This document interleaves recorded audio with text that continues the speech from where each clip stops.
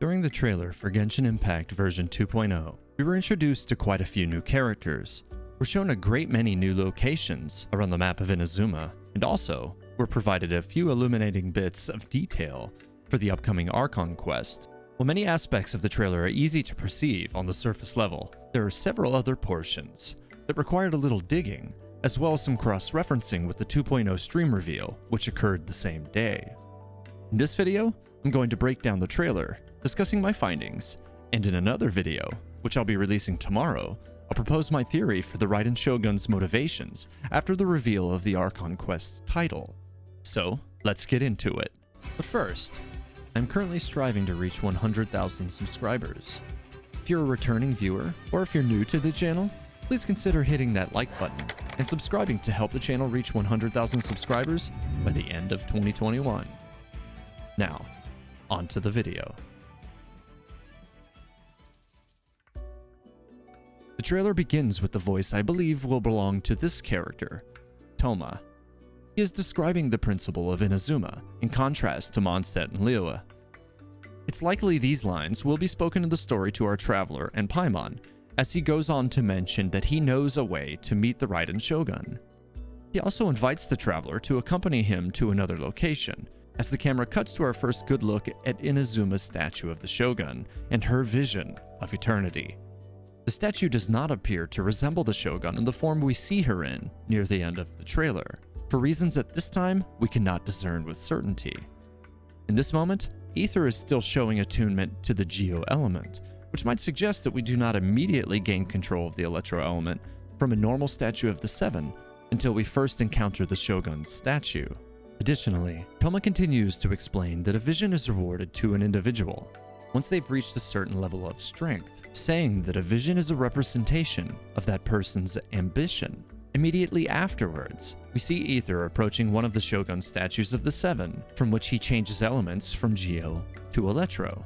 As the previous two regions' respective statues have given us a glimpse of the Archons from the time of the Archon Wars, it's reasonable to assume that the Shogun's statue will as well. But this shot doesn't give us much detail at this time. The lack of detail provided at this angle prevents us from seeing if this statue of the Seven actually depicts the Shogun at all, or if it depicts the same form from the statue in the city, which suggests to me that they are intentionally obscuring this detail. It is possible that both the statues of the Seven and the statue in Inazuma itself depict the previous Electro Archon and not the Shogun. This is further supported by the lore, as we know that of the original Seven, only Morax and Barbados still live today.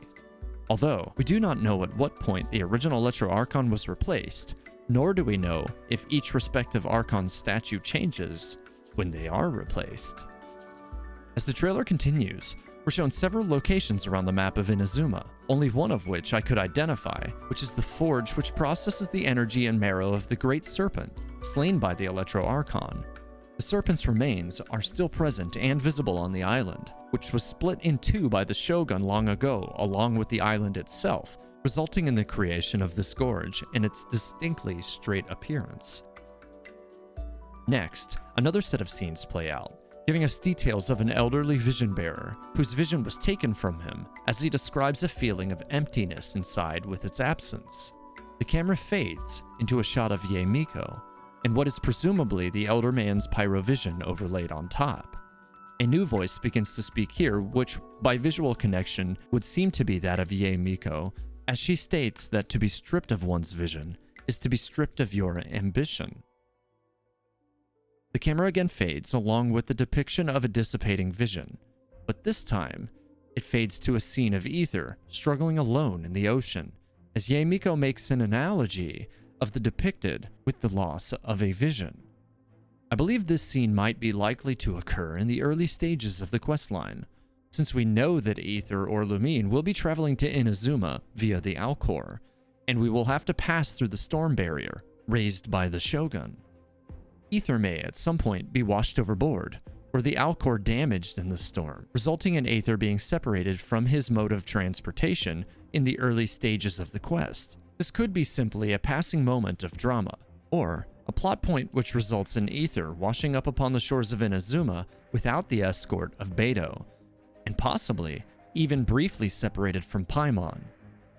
A few more scenes play out in rapid fire, depicting new enemies, to include what appear to be new Conrian constructs of more unusual nature than the ones seen on Teyvat's mainland. 2 shots of the pyrohypostasis, a standard ruin guard behind an electrostasis field, and an electrolauchurl. We're also shown a scene of ether, utilizing the electro element, making a thrusting attack in an unknown location with an ominous red sky and several pillars just barely visible in the background. Next, a quick shot of a Fatui mirror maiden blocking off a gateway, which, with footage from the livestream, appears to be something akin to a Sisson mage, but this one wields the hydro element. We're then shown a similar gateway, but this one is flooded and is blocked with some sort of electro seal, perhaps the site of a future Trounce domain, similar to the seal we see Ajdaha behind in Liyue. Then, this electrified tree is displayed, which is also shown to us during the livestream reveal. I did notice, in the stream shot, that a sea ganoderm was present, which may suggest that both the Golden Apple Archipelago and Inazuma are geographically nearby. However, we do know that many of the memories of those lost in the archipelago were from Inazuman travelers who may have simply brought the ganoderm with them, which could explain their somewhat sporadic presence within the archipelago in the current day. A few quick shots fly by, showing a brief display of the Electro Traveler's abilities, as well as a pair of trees whose branches appear to encircle an ominous purple glow, as Paimon and Aether explore an area below with bioluminescent foliage and several unlit lanterns, save for the one closest to the camera. The livestream also revealed these lanterns with the nearby electrified tree in the center to be a new puzzle mechanic. Here, the rapid-fire scenes stop for a moment, and we're given a scene of Yoimiya in thought, as we hear her mention her intuition suggested that the traveler would arrive in Inazuma. Possibly this may be hinting that Yoimiya possesses some form of precognition, allowing her a foggy vision of future events. Or perhaps it was just a feeling, but stated to create an aura of mysticism about this character. We then cut back to more quick scenes, depicting the beautiful streets and villages of Inazuma, with the noteworthy ones including this sweeping shot of a truly breathtaking new domain, likely, which will provide us the new artifact sets, Emblem of Severed Fate and Shimenawa's Reminiscence. A view of the Kamisato residence, the home of the Kamisato clan, from which the long-awaited character Ayaka hails from, is shown next, as well as a very quick shot of what appears to be a stage, upon which several drums are on display. These shots are given to us as Kamisato Ayaka herself describes the present state of Inazuma from the position of the Yashiro Commission. We learned during the livestream that Ayaka is a leader of this commission, and its primary purpose is to command and operate the resistance, pushing back against what she describes as the senseless trampling of the people's aspirations.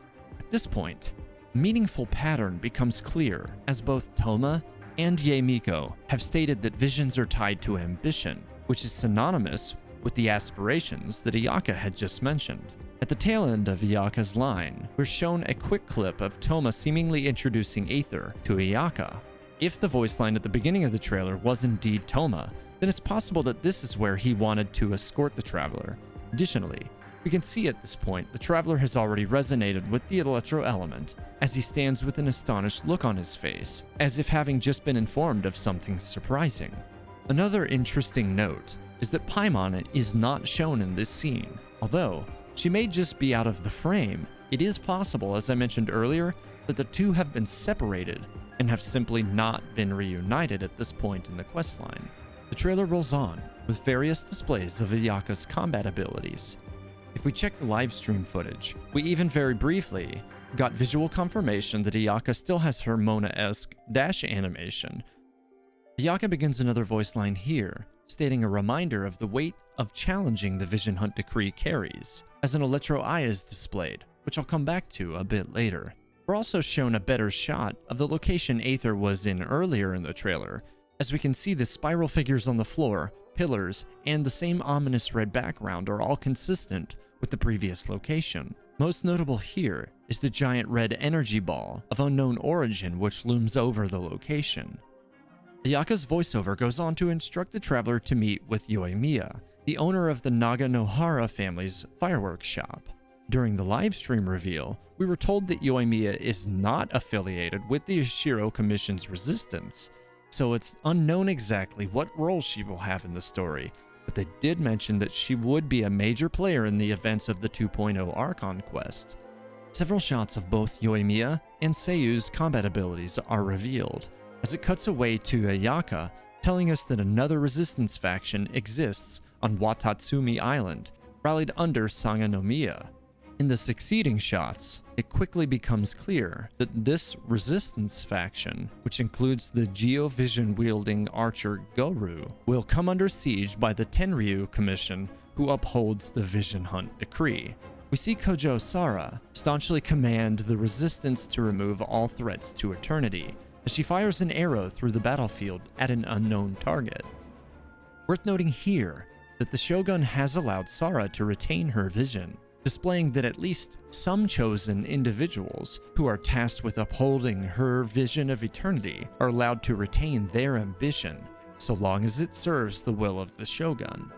We're also told that Sara is the adopted daughter of the Kujo clan, which is the commission of Inazuma, responsible for customs and finances. Next, we have a final shot of Aether in the Red Arena, presumably immediately after his arrival, as we can see the pillars rising into the air behind him, along with several other quick shots, further establishing an ensuing battle between the Watatsumi Island Resistance and the Kujo Commission, as you can see Sara leading the charge in this shot. In the next shot, we have the final new character reveal as Kokomi descends.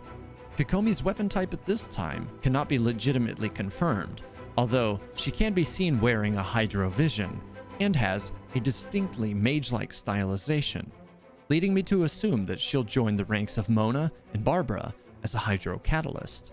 We learned from the livestream that Kokomi is the leader of the Sangonomiya resistance and is described as wise and resourceful. By contrast, her appearance gives off a rather serene, friendly, and kind feeling, but it is said that she is calculated and serves not just as this resistance faction's leader, but also as their chief military advisor. Now we've come to the most impactful moment of the trailer.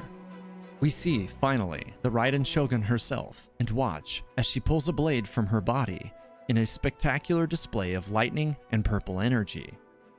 Behind her once again we see the form of this mysterious Electro Eye, this time atop a rune cast behind her. The Shogun proclaims, "You will be inlaid upon this statue," which at this time appears to be stated as she targets the Pyro Vision taken from the elderly man earlier in the trailer. But the scene seems to play out of order, however, as you can see that the Shogun, who had just drawn her blade in the first shot, is not still wielding it in the two shots that follow. Nor is the Electro Eye present behind her, which leads me to believe that she may only draw the sword with the intent to perform the Misono Hitotachi on Aether after his defiance protecting the vision. Furthermore, Aether's resonance with her own electro element may be taken offensively to her as well, resulting in the Shogun's desire to ensnare our traveler in full within the statue. Lastly, we have the title of the Archon quest revealed to us, The Immovable God and the Eternal Euthymia. As I mentioned earlier, I have another video coming out tomorrow. I'll break down my theory behind the Raiden Shogun's motivations, which I've derived from the moving pieces already in play, and applying the probable meaning of this title. But for now, that's everything I have for you in this video. I hope you all enjoyed it, and if you did, please like the video, subscribe, and don't forget to hit the bell icon so that you're notified when my next video goes live. Thanks for watching Teyvat Historia. May the 7 guide you, travelers.